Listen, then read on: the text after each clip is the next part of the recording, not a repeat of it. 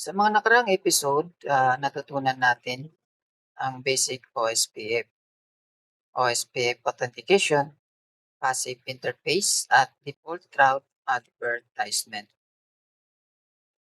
So ngayon naman papunta tayo sa isang pinakamahalagang OSPF topics sa CCNA at Enterprise Networking. So ito yung tinatawag nila na OSPF Multi-Area Configuration. Okay? Kung nalilito ka sa Area 0, Area 1, at Area 2, at ABR, huwag kang magalala dahil ipapaliwanag natin. Ito ang simple at step by step. So ang tanong, ano ang OSPF multi-area? Okay? So, ito naman yung base sa aking pananaw. Pananaw ko lang depende sa iyo kung anong pananaw. Ang OSPF multi-area, kapag maliit pa ang network, sapat na ang isang OSPF area. So, kung ito lang, area 1 lang. So, yan yun.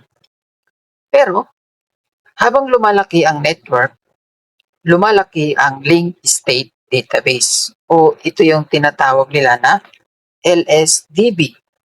So, dumadami din ang SPF calculation at mas mataas ang CPU at memory usage. Kaya hinahati natin ang OSPF network sa maraming areas. Ito ang tinatawag na multi-area OSPF. So area 0, ito yung backbone area. Ito yung pinaka-importanting area sa OSPF. Lahat ng ibang areas ay dapat nakakonekta sa area 0. So ABR, Area Border Router. Router na nag-uugnay sa dalawa o higit pang areas. Okay? So sa lab natin mamaya sa R2 ang magiging ABR. Ito si R2. Okay? So simple lang naman din ang ating topology. So depende sa iyan kung dadamihan mo pa, pero gumawa lang ako ng 4 na router. Okay? Alright. So dito sa area kay R1, area 1, ang IP address natin dyan ay 192.168.1.1 kay LAN A. At ang papunta naman kay R1 to R2 ay 10.12.12.1/30. So si R2, 10.12.12.2/30. Okay? So si R2 naman papunta kay R3, ang IP address naman niya ay 10.23.23.1. So R3 to R2 naman 10.23.23.2. So si R3 to R4 naman ay 10.34.34.1. R4 to R3 ay 10.34.34.2/30 at ang LAN naman niya ay 192.168.4.1. Okay? So, yan lang ang nilagay kong mga IP address lang muna para makabawas sa ating gagawing video. Alright. Okay. So, ngayon, ang gagawin natin ay magko-configure tayo ng OSPF dito kay R1. Alright? So, una, pasukan natin yung router at mag-enable tayo at punta tayo sa global config. Tapos, ilagay natin ang router, OSPF1, and then network. So, ano yung network niya? Lalagay natin yung network ni local LAN 1.0, tapos wildcard mask niya, tapos area 1. Okay? And then ilagay din natin yung network na 10.12.12.0/3 area 1. Okay. Alright. Sorry. My bad. Okay? Okay na tayo. Punta naman tayo kay R2. Okay?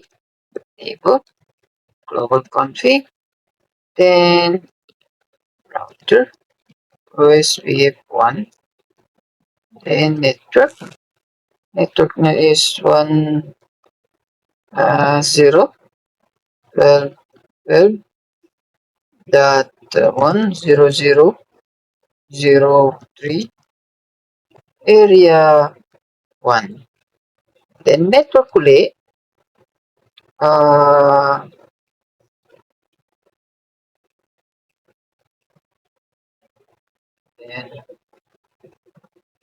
Palitan natin ng 23. 23. Okay?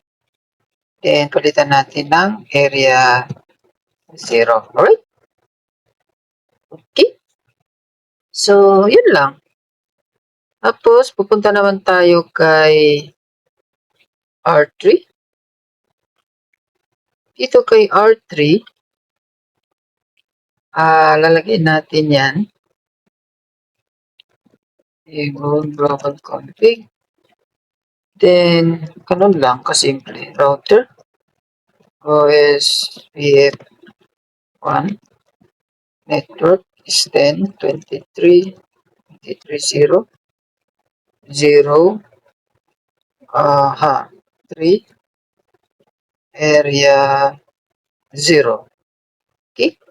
Tapos, network uli na 10, 34, 323, that's 0, 0, 0. Nag-loading na siya. Then, 3, area 2. Okay? Alright. Wait lang. Wait ka lang. So,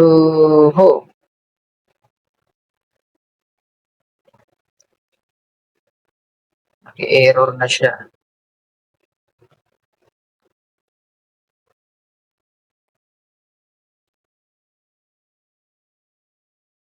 Wait. Ano ang IP address niya? 23? Okay.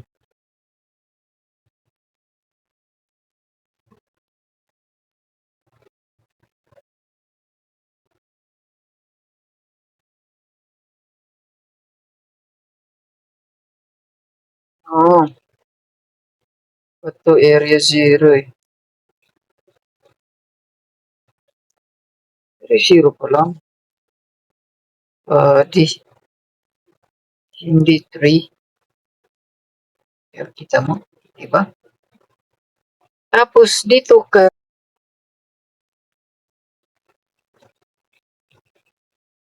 kaya inilagay ko kasi area 2 eh.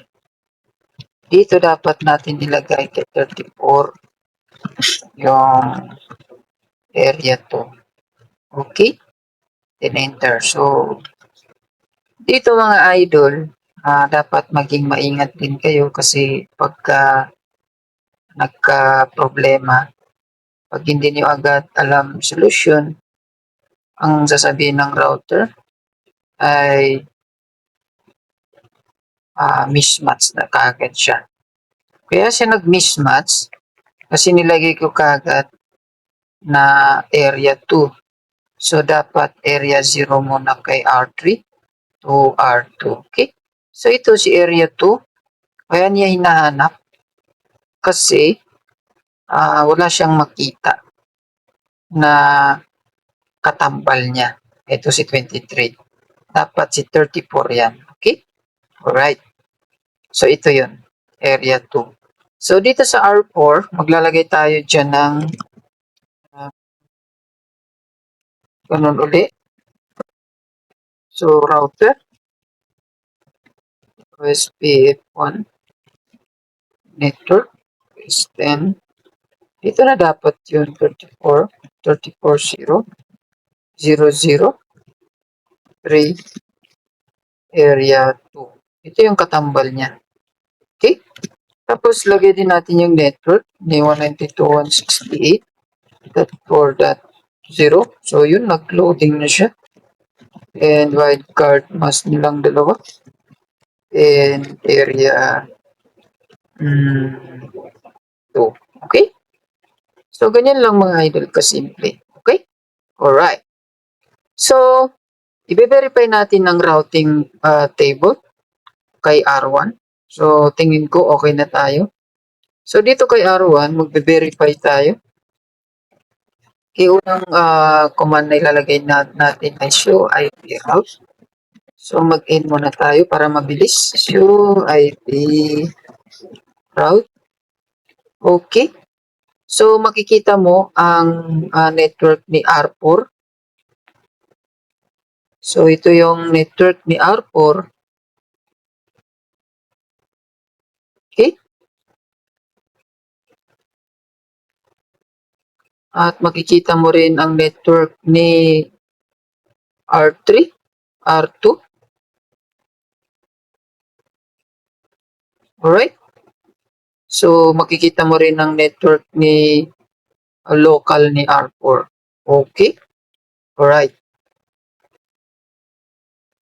So, ibig sabihin yan, matagumpay natin or matagumpay ang communication sa pagitan ng iba't ibang OSPF areas. Okay? So, i-verify natin yung OSPF database. So, dito rin kay R1. Show IP. So, OSPF database. Okay. Alright. So, makikita dito ang LSA. Ito, yung sinasabi ko kanina na link state area. LSA na ginagamit ng OSPF. So, yan yung ginagamit ng OSPF upang mabuo ang routing table. Okay? Alright. So, ngayon naman, magte-testing tayo. Titingnan natin, ipiping natin ito kay LAN 1, ito kay PC. So, ano ba yung IP address nito? Hindi ko pa pala ito nalalagyan ng IP address. Okay, alright. So, lagyan ko muna ng IP address for that 2. So, lagay natin yung kanyang gateway kasi mahalaga ang paglagay ng gateway. Kapag walang gateway ay hindi makakatagos ang ating connection. Alright. Okay, so wait lang. Lalagyan lang natin ng IP address. Okay, alright. 192.168 1.2. So, lagyan lang natin 1.1. Alright. Then, next natin. Susubukan natin ngayon mag-ping. Ipiping natin si PC sa kabilang network. Titingnan natin kung makakatagos dito kay Area 1, Area 0, and Area 2. Alright? So, titingnan natin. So, ping 192.168.4.2. Titingnan natin kung magpiping.